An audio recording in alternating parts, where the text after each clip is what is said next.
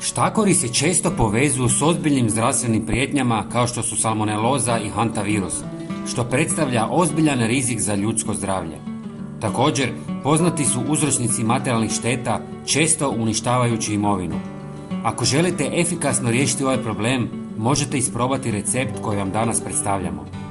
Izrazito je jednostavan za pripremu, koristeći samo 4 pristupačna i široko dostupna sastojka. Spada u najjače repelente za miševe i štakore, zato svakako ostanite sa nama do kraja videa. Započet ćemo koristeći 1 žlicu klinčića, kojim ćemo dodati 1 žlicu mente.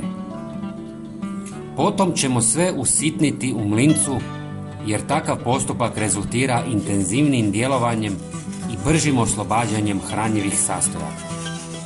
Prijatelji, bilo bi nam jako drago da nam napišete odakle nas gledate. Sve istresite u posudu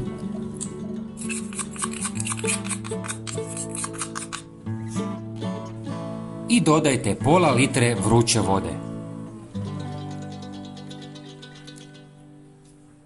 Zatim ćemo dodati malo papra.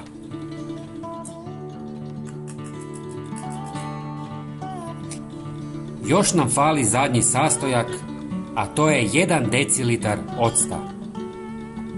Sve dobro promiješajte i ostavite da se ohladi.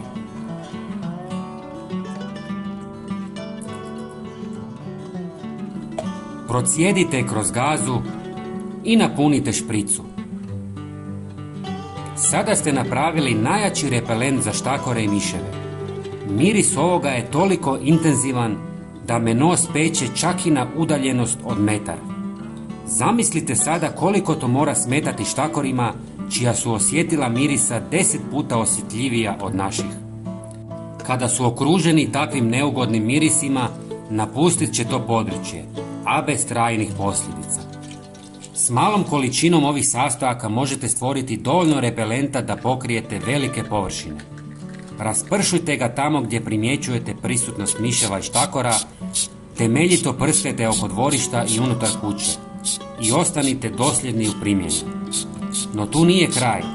Ovaj repelent također djeluje protiv komaraca, mrava, stonoga, žohara i drugih insekata, pružajući vam dvostruku korist. Dragi prijatelji, nadam se da smo vam pomogli. Bilo bi nam drago da podijelite ovaj video sa prijateljima i pretplatite se na naš kanal. Hvala vam puno. Pozdrav!